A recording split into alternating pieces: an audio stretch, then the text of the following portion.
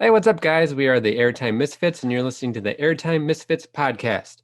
Today, we're going to be talking about Batman and Robin the Chiller, which is located at Six Flags Great Adventure. I'm joined, as always, with Nick, What's up? and we got a special guest. I guess you call him special. His name is Mark. He's my brother. He's the other half of the chain lift. Let's kick some ice. Good job. So the reason I'm here, I'm gonna say every pun from the movie throughout the entire episode. That's all you're going to say is add the puns. That's fine. That's why we brought you. Well, the main reason we brought Mark is because he's a huge fan of Batman, all things Batman, especially George Clooney and the Bat Nipples. I was gonna say, what was a bigger failure, Batman and Robin the Chiller, or Joel Schumacher putting nipples on the suits? We'll That is discuss the it. question. Hopefully by the end of the episode, we'll have that answer. So stay tuned. I'm gonna go with the ride. This is the worst decision. Shut up now. Stay tuned.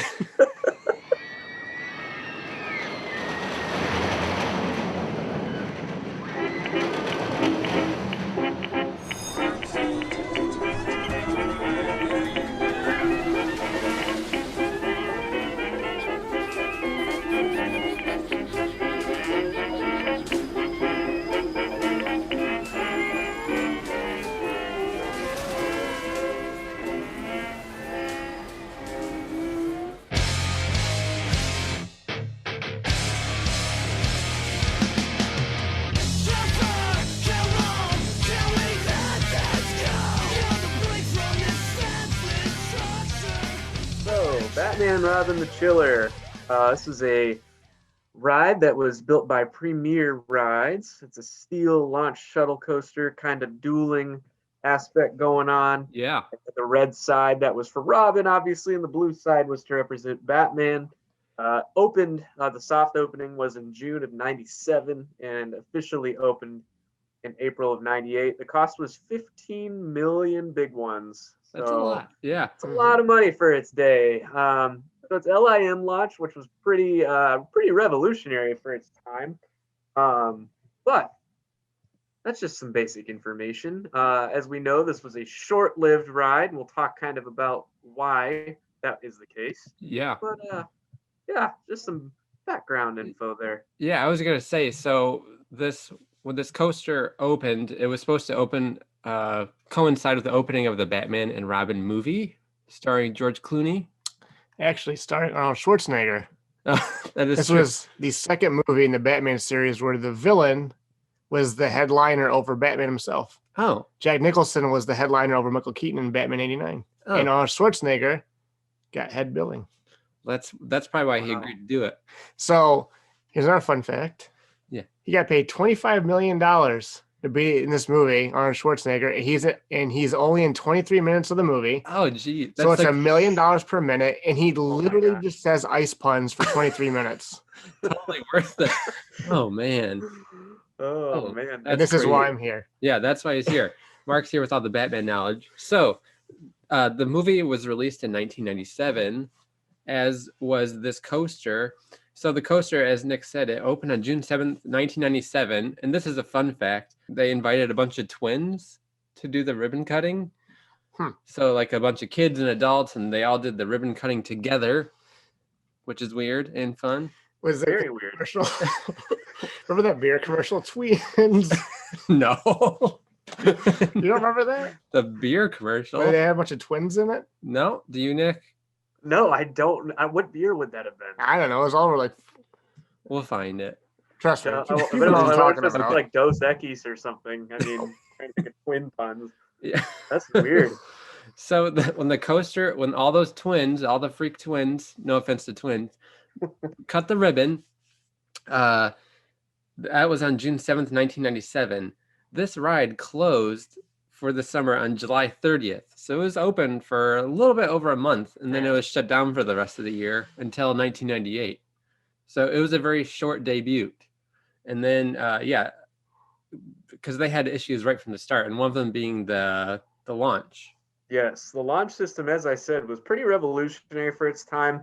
To have a dueling launch, I think, was really kind of, or dueling coaster that launched, it really kind of created some issues and really kind of contributed as to why this coaster had such a short life. I mean, people would say, I've heard accounts of just how noisy the launches were, especially as you're exiting the station after you get off the ride. Apparently, it was just so like ear-piercing loud. Yeah. And I think probably that's because this was one of the earlier LIM launch coasters, and so it was just kind of in its early stages of life, and Like the technology wasn't fully there yet. exactly, yeah, it was the 90s. Everything was a little bit louder. So Right. One of the first issues that came up I read was that this coaster required so much energy to launch both coaster trains at the same time that it was causing brownouts in the area, both in the park and in the neighborhoods around the park. Wow. Which a brownout, I had to figure out what the difference between a brownout and a blackout. A brownout is just like a temporary loss of power or the lessening of power in the area. Man. wow. So to solve that first problem, they had to stagger the launching. So they would launch one train and then they'd have to wait for it to clear the launches, and then they'd launch the second one. So after a while, it wasn't even really racing anymore or interacting as much. Yeah, and they figured that out pretty darn quick. Yeah, that was really quick. Yeah, 97 and in 98, I think they're like, all right, well, let's shut it down for the year and we'll wait a year and see if we get these issues figured out. But even when that reopened in 98, it was kind of plagued with issues from the jump there. I mean, really the Batman side was a rarity to be running after probably the early 2000s. I mean, there were just so many issues with that side in particular. Yeah. So it was pretty rare to get both credits in the same day for a while. Especially, the Batman credit was the hard credit to get.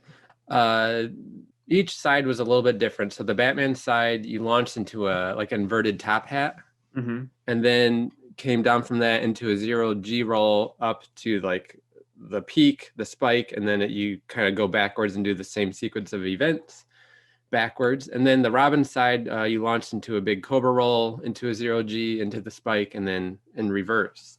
So the launch top hat portion, the reason why a lot of times that was closed is because they closed that side down because they had to use parts from the Batman train for the Robin train. So they didn't have enough parts to keep both of them going. Yeah. I remember reading that. That's I mean, it's not that this coaster was bad in design or anything like that. I think it was just a little bit ahead of its time and the technology wasn't quite there to, keep up with it. But, along with this coaster came one of the greatest movies of all time. And we can agree that this was by far the greatest of all Batman movies. Am I right, Mark? Oh, that's the best. Well, it was literally made to sell toys. Yeah. Literally. Yes. Even the actors, I've said in interviews, it was there to make toys. Because it's even more campier than like the Adam West stuff in a lot of ways. It is, yeah. At the time when we were kids, did we like it? I can't remember. Oh, yeah, we saw it in the theater. I remember seeing it in the theater. I don't think I realized at the time how terrible it was. I think I liked it at the time. I mean, there's like Bat credit cards in it. And don't leave home without it. It's so dumb. Like Poison Ivy, Uma Thurman was a cartoon character in it. Bane. Yeah, he was a big like dumb idiot in it. Like couldn't talk. Alicia Silverstone was Batgirl. Well, she supposedly grew up in London, but she had an American accent. Right. She was too lazy to even try a British accent. It was such a lazy movie. Yeah. Such a lazy movie. Yeah, I mean I think this was the first Batman movie I ever saw, and I remember just at the time it was like, this is kind of cool. I was young. What did I know? It was definitely made for kids. Oh, yeah, exactly. No. Yeah, yes. And it, it's kind of like watching, not to shift it too much, but kind of like when I first watched Space Jam, I was kind of mesmerized by that movie. Yeah. You must be excited about the sequel coming out with LeBron James. Oh man, you know what? Yes and no, but ultimately no, because I can't stand LeBron James. But you're a Cleveland fan. What the heck? He brought championship to the city. Exactly. I'm a Cavs fan. LeBron is whatever. He was just a part of that system that won that championship. Yeah. But that's neither here nor there. but the '90s movies, man, they were always so good. You think about some real classics like Ventura and Space Jam and Batman and Robin. You know, these are all kind of movies that come to my mind when I think of like the terrible. Okay, Ace Ventura is good. Oh. Yeah. But you know, when you think of the cheesy acting and all that, though, you definitely had some bad stuff. Well, Batman and Robin at this point, though, it's almost so bad that it's kind of fun to watch, though. Yeah. Exactly. Yes. You just can't, if you know what you're getting into, and you can just laugh at it. It's so absurd and it's so cartoony. There's like weird like whoop whoop sound effects in it, and like it's bizarre. It's my least favorite Batmobile, also. It was the one-seater. Yeah, the one-seater open-top Batmobile. Again, to sell toys. Yeah, to sell toys. There was the one scene towards the third act where Mr. Freeze freezes everything, and they have like that like ice, like, do you remember that little like ice boat they had? Yeah. And like they had those 3 brand new vehicles. It shows them for literally 10 seconds coming down the road and they blow up. Literally to sell toys. Yeah. That's all they edited in for. I wonder how much money they made off the movie, if it was worth it. It was a financial success. It made less than Batman Forever. And that's actually what caused them to go in a different direction to Batman Begins. Oh, okay. And they got away from the cartoon stuff because this movie single-handedly killed the Batman franchise until 2005. Yeah, like a decade almost. Yeah. Yeah. Because it barely made any money. It was so panned by everybody. One of the best things that come out of that movie, in my opinion, though, is the Batman and Robin logo. It's a great logo. It really is. And I actually like Robin's suit quite a bit. Yeah. And that logo was featured on the coaster. Top hat, wasn't it? Yeah, on the top hat. Yes. I have you guys have more research than me. I'm just saying, again, I'm just here for the movie. But now I know the Mr. Freeze Rise in St. Louis and Over Texas came out in '98 as well. Yes. And they're just one, obviously it's one track. Not a dual, right? Yeah. But isn't it almost the same as the Batman side though on the chiller? I mean, yes and no, because the spike is placed like in tandem with the inverted top hat. Yes. Whereas the spike for Batman and Robin, the chiller, was in the opposite end of the track. So, but they are similar. They both had the same top hat, inverted top hat, pretty much. And I mean, that's where they're similar. The inverted top hat. The Mr. Freeze coasters do not have the 0G roll either. Right. But they're similar. Yeah, very similar. Both. I mean, also built by Premier. Now, did those LIMs have trouble at first too, or was it just the chillers? I think, if I remember correctly, I remember reading that the Mr. Freeze coasters both kind of had some issues. And if I remember, wasn't like the one in Over Texas, like it used to operate forward, but now it's Mr. Freeze Reverse Blast or something like that? Yeah. I wondered if that had something to do with the way it was wearing on the LIMs or something like that, or what the idea was behind why they switched that. Like it's more reliable backwards. Yeah. I don't know. Everything. I don't know. Like we talked about before, just like Joker's Revenge, that ran backwards. I don't know. Things were kind of backwards. I don't know. I'm pretty curious. I mean, I know Great Adventure is one of their flagship parks, and they want to give them the more impressive coaster. Mm-hmm. It's still kind of curious. They just make 3 clones of the same ride, though. Yeah. Another issue that came about with this coaster over its short lifespan was that once it made it to the spike on the initial launch out, there was LIMs that were supposed to launch it backwards as well to complete the course backwards. But if it was particularly cold that day or windy, a lot of times the coaster would valley. Yes. And then they'd have to bring in a crane to remove the trains from the track. Oh, what a mess. Yeah. So do Premier's engineers not do their job really? I don't know. I think maybe the technology, maybe they kind of bit off more than they could chew at the time. And they were a little bit too innovative, not too innovative, like too confident with what their technology could do. I don't know. Yeah. Cause I mean, right around that time, LIMs, especially from Premier, were a really big deal. You had Flight of Fear, you had really all the Spaghetti Bowls came out, you had Poltergeist, and Poltergeist was like a year or two after. But Joker's Jinx, all that. And so, I think they had a different model here than obviously Flight of Fear when that came out a couple of years before. Mm-hmm. And so they didn't really think, I don't know. I mean, My guess is that in theory, they were like, oh yeah, we'll just launch it backwards the way that it came. And so it just didn't execute well. I mean, something in the design was just flawed, I think. Before we go further, I did track down a Batman and Robin the Chiller commercial. Heck yes. And I thought it'd be fun to watch. So I don't think Mark has seen this yet. I have not. Man. Or Nick, I'm not sure if you've seen it. I did preview it. And it's previewed it. It's very Six Flags. Now am I supposed to talk during this or let it go? You can comment if you want. All right. Just keep it to a minimum. Okay. Just kidding. All right, here we go. The cold sweat chills down your spine. The shivers. It's not the flu. It's Batman and Robin the Chiller. Only at Six Flags Great Adventure. A one-of-a-kind experience with two different bone-chilling tracks. Linear induction motors launch you 0 to 70 in under 4 seconds and shoot you 20 stories into the sky. Then you do the entire ride backwards. Six Flags! You in or you out? The shoulder restraints would have made that horrible. And apparently we're all out, not in. Get it? Because it didn't last. Yeah, good one. I like at the end too, the Six Flags, like the screaming guy at the end. Yeah, that's good. I think the question everybody's wondering, where's Mr. Six at? Now, he was around during this time, wasn't he? Yeah, I don't know. I feel like Mr. Six came in the like mid 2000s, like early to mid 2000s. Right. He wasn't quite around yet? Well, I don't think so. No, because Nick and I, in the last episode, we talked about Six Flags New Orleans, and they opened in 2000. And they went out. They went out in 2005. Yeah, their first commercial in 2000 did not feature Mr. Six, but 2001 did feature Mr. Six. Now, was it Mr. Six? Wasn't it like a young guy with like lots of prosthetics? Yeah, I believe so. Yeah. No, he was an old man. What do you mean? Oh, sorry. Movie magic.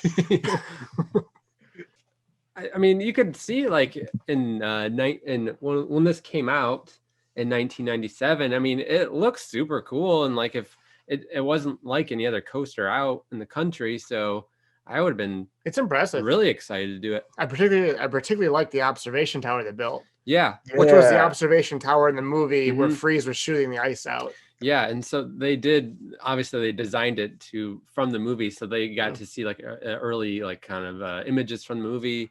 Built the observation tower, which is still standing at the park. Yes, it is. Now, is Dark Knight in that spot? It's next to it, yes. Okay. The Dark Knight indoor coaster, yep. One of the greatest coasters of our generation, my dad. Don't get Mark started. You're going to pull the ripcord. Mark's going to slam his headphones down and walk out. Heath Ledger is rolling in his grave. Oh, he has to be. Oh my gosh, what a nightmare.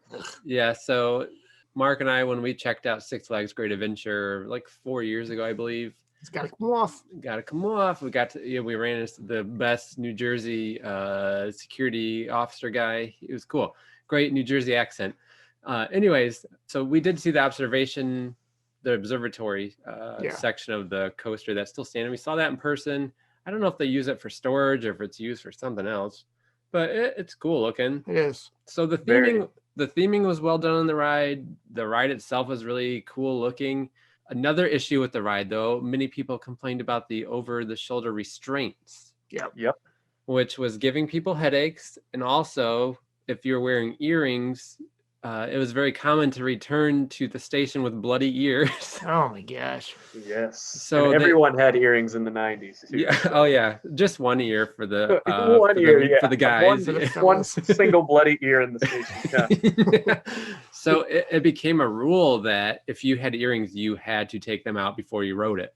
Mm-hmm. Boy, this ride was a disaster. It really was. And I feel like actually because of that, like not to bring up Mantis at all, but I feel like they even for a period of time at least had rules about not having an ear. You're right. I've seen that it's on several coasters. Yeah, you're absolutely right. And I had earrings at the time. I think I remember taking them out to ride Mantis. You should have had rubber earrings. They're immune to their charms. Like rubber lips from the movie. Man, I'm trying to think. Yeah, back in those days, I would have, I probably would have taking out my earrings and put them in my Jinko jeans, deep pockets. Your extra wide leg. with your extra large Limp Biscuit shirt or corn shirt. Yeah. Oh man, that was the time. Yeah. Oh Yeah. my God. The funny thing is, a lot of that style is back now. Like It is. Mark and I both have teenage daughters, so it's funny to see the clothes that they're wearing now. Like if I would have hung on to my clothes from the 90s, you could sell for hundreds of dollars. Oh yeah, you could sell it for hundreds. I would just wear it again. I would too. It looks so hip and cool. Oh man, my big Jinkos. Yeah. You guys are a little bit older than me, so I Yeah. never owned some Jinkos, but I definitely had some baggy. Oh, you should have seen us in high school. They were a look. Yeah. So yeah, the over-the-shoulder restraints were terrible. So they end up changing that to just lap harnesses. Yes. Which I believe is what Mr. Freeze uses now as well. And I don't know if initially those had over the shoulder, but they're just lap restraints now. I assume so. Yeah, which obviously is a huge improvement. I mean, whether it's hurting your ears or not, anything is better than the over the shoulder restraint. So I was looking too. The Mr. Freeze rides were $10 million, and you said Chiller was 15. Mm-hmm. 15. So really, they got a second hull coaster for $5 million. Yeah. So actually, it was a pretty good price. Yeah, absolutely. Really Yeah. And they got that observatory tower theming too. Yeah. So It was cool theming, like we said before. Even the station kind of looked like it was also like Mr. Freeze themed. It was supposed to look like a factory, like warehouse. They tore that down. Yeah, that was his hideout in the movie. It was an abandoned like frozen food factory. Oh yeah, ice cream cone factory. This one was different. That's what they used for the Mr. Freeze rides. Yeah, in the movie it was. Yes, yeah. It's like, gee, I wonder where Mr. Freeze is hiding out. Did anybody check the abandoned frozen ice cream factory? I mean, seriously. These movies are so well thought out. Yeah. World's greatest detective. Yes. Do you have any more puns from the movie? I'll think about it. We'll come back to you. Yeah, thank you. Yeah. So in the season of 2005, I think, or 2006, another decision they made to help solve the issue of the ride stalling out was they removed the 0G rolls from both sides. I did read that, yeah. Yeah. They painted the ride. They painted the Batman side a darker blue. They painted the Robin side, fresher color red. That ended up being the last year because, like we said before, the Batman side, it was rare that side was running because they had to use the parts from that train to keep one train going. But in the final season, it was the final straw because, again, something happened with the vehicle where I think it was like the wheels, it didn't come off, but something with the wheels, like something happened where it was the final straw and they're like, okay, it's coming down. I'm assuming if they paid for the paint job beforehand, they probably figured they had it worked out and they had it figured out for good because it costs a lot of money to paint a roller coaster. To paint it and to remove the 0G roll, because I think it only operated for 1 or 2 seasons without the 0G roll, and then because I think they were doing whatever they could to salvage the ride. But so at this point, Six Flags pays the $15 million up front. They pay for the coaster. Of course, all these problems are costing a ton of money to fix. Now, does Premier foot that bill? Or does Six Flags keep having to pay more money to get this thing fixed? Like, how does that work? Yeah, I really don't know. I a lot of times with that kind of thing, you'll hear like, oh, the park sued the manufacturer because there were all these unforeseen issues. Like you heard about that with Windjammer at Knott's. Like, there was this huge lawsuit that eventually ended up scrapping the coaster. But I really didn't read anything that like Six Flags went after Premier for any of these issues. Yeah, I could be wrong, but nothing stuck out to me about that. I'm assuming when you purchase a coaster, it comes with some sort of warranty, even if it's like a limited, 5-year warranty or something where, it's covered. So like, I would assume, especially initially, I would assume the Premier had to foot the bill on, anything that was their fault that it wasn't working, So it opened in 98 and its last year of actually running was 2007 though, right? But officially debuted in 97, only for about a month and then it closed. But yeah, its final season was 2007. So, yeah. And there was probably no year where it actually ran the entire time or most of the season, right? I mean, not both sides, certainly. No. Man, no. What a colossal mess up. Yeah. Like from the beginning, it was just failed. Man. Yeah. I think, I'm glad that they've not abandoned, obviously, that whole DC section back there. Now, granted, could there be something better where Dark Knight is? Yes, but Yeah. I think that like Batman the Ride is still pretty neat, and really, I guess Batman the Ride, Dark Knight. Is that all their DC? They got the Joker 4D spin. They got that Harley Quinn kitty Oh, coaster. that's right. Yeah. They got of course, they have the 4D free. Yeah, right. I mean, I respect that Six Flags like took the chance to build this ride, and it seemed like a really good idea. It looked really cool, but just unfortunately it failed. But luckily, Premier did rebound from that, especially of late. They've built some really cool coasters. They have the Skyrocket 2s, which are pretty popular. Six Flags did just pay Premier to build West Coast Racers at Magic Mountain, which is a dueling coaster. So Premier has come a long ways, and they're definitely reliable now. So I'm glad that didn't kill their business. I'm assuming Six Flags didn't work with them for a while after that, but I can think of. Yeah, I mean, just Poltergeist is the last one I can think of. Mm-hmm. And as far as I know, Mr. Freeze, those have been able to operate without much issue, but I don't fully know. So before we wrap this up, though, after the 2007 season, they started taking down the Batman and Robin coaster. They sold it to a park in Brazil, I believe. Mm-hmm. And so this park in Brazil bought it. Last I knew, as of 2018, I believe, the coaster is still sitting in a parking lot in Brazil. And there's two reasons why people suspect why the coaster was never put back together. One is because the park that purchased the coaster, they apparently got a really good deal on the coaster, but didn't realize how much it was going to cost to operate the coaster. Mm-hmm. So that's one theory. And the other theory is, and this is funny, is that they purchased the coaster, but misplaced the blueprints for the coaster, so they don't know how to put it back together. I doubt that's true, but I like to believe that. Can they just look at a picture of it and it's like it goes right here, like a puzzle piece? I mean, kind of. I mean, I imagine like them trying to guess how to build it. It's just like so wacky. I mean, I'm sure they can just email Premier, right? Yeah, I'm sure Premier, obviously they keep that stuff on file, so I doubt that's true. But I want to believe that's true. I want to believe that's the story we're sticking with. I mean, that's definitely one for the grandkids. So. Do you think they would sell us a piece of the track? I would take a piece of it, put it in the backyard to climb on for the kids. Yeah. What park is this in Brazil? I forget the name of it. I'm sure we could look it up. Huh. Yeah, but it'd probably be more worth it to them to just scrap the ride for the metal, scrap the metal, but. It would be cool to see it built again and live on, even if they just built one side. That would be interesting to see. It is in Beto Carrero World, and it's currently the name is unknown. Oh, okay. Beto Carrero World in Panaha, Santa Catarina, Brazil. All right.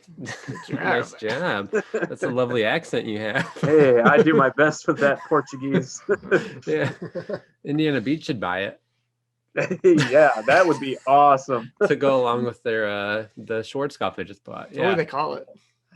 Indiana Beach? Oh, something. Indiana Beach, the chiller. They call one side Bob and the other side Knight. Bob Knight? Yeah. There's lots of options. The land that they have, they could easily put it in the water and build it from the water. Oh, that'd be cool. Yeah. Yeah. I'm assuming at this point, if it hasn't been built yet, it never will. Yeah. No. Yeah, but that's too bad. It'd be cool to see it. How tall was the inverted top hat? Was it 200 feet or under? I don't know. Let me look here. I'm gonna look. Yeah. So the height I'm seeing for both of them is 200 feet. So my guess is that I'm not getting a whole lot in terms of how tall the top hat specifically was, but it looks like maybe either 200 or 139. Oh, okay. Yeah. Maybe the Robin side's 139, the Batman side's 200. Yeah, something like that. Yeah, they're pretty close. So the Mr. Freeze ones are 218 feet. Oh, okay. So maybe it is 200. Yeah, that sounds about right. Because I'm assuming, I would assume that they wanted to build it close to the same height as the Mr. Freeze one. Yeah. Yeah. Yeah. And we've all been on a Mr. Freeze ride, right? I have not yet. Oh, you haven't? Yeah, Oh. You haven't been to St. Louis or over Texas yet? No, I was gonna go to both this year, but we know what happened. So yeah. Oh yeah, you had a Texas trip planned. Yeah, and St. Louis. I was gonna go down there too. So yeah. Well, shout out to the Chain Lift. We have a review of Mr. Freeze. Yes. I won't give you our score because that means you have to go look at it. Yeah, go check out the Chain Lift YouTube page, which you're already on if you're watching or listening to this audio. Yeah. We did review it. I thought it was okay. Spoiler. Sorry, now they don't have to go. You're supposed to entice people to go click the video. Maybe I didn't think it was okay. You don't know what I gave it though. So there you go. Yeah. It wasn't to see it in person was impressive, and going inside the abandoned ice cream factory is cool. Yeah. The Mr. Freeze one. That was really cool. Yeah, the Q station's actually pretty cool. I really enjoyed it. I do like seeing the Batman theming. And you dropped all the souvenir cups over. Oh yeah. You watched the video. There's some stuff happened. Man, before we leave, I do like the Batman theming, because Six Flags owns the rights to like Warner Brothers theming, and they do a pretty decent job with it. But can you imagine if like Universal Studios had the license to the Batman theming? How cool they could do! Oh my gosh! Some theming, like the money they would put into doing like a Bat Cave, and that'd be cool. That'd be wild. I can't even imagine just the amount that they've done for like Hagrid, and then the amount that they're doing for Jurassic. I mean, it's impressive. And Six Flags credit though, the Batman inverts, they do put there is some theming there. They definitely use theming. It's very resourceful and cheap theming. It works for them, but like the Batman inverts, like they just use like an old police car and like Well, I'm always a huge fan when you first enter, like you enter like the Gotham City like park, and it has like the winding path, and then you get to like the section where the cop car is, where it's like kind of destroyed. Yeah, you're kind of underground by the sewer, and then you enter the sewer up to the Batcave. Yeah, you can see the bat suit up in the loading station of the Batman invert. Yeah. Okay. All right, let's wrap this up. If you have been on Batman and Robin the Chiller, let us know what you thought about it in the comments section. If you're one of the 100 people who actually got to ride it, let us know. Especially the Batman side. Yeah. And if you were able to ride both in one day. Oh yeah. That would be something I'd like to know about too. Yeah. If you were one of the twins that got to cut the ribbon. Twins. I can't believe you guys remember that commercial. No. Type in beer commercial twins. Okay. Here we go. You're not going to make me a liar. It was a famous commercial. If this doesn't show up, I'm cutting this part out. Commercial. Twins. Well, something came up. This Coors Light. Yeah, click it. Okay. Love, football on TV, shots of Gina Lee, hanging with my friends and twins. I don't remember this. How do you know? It was so popular.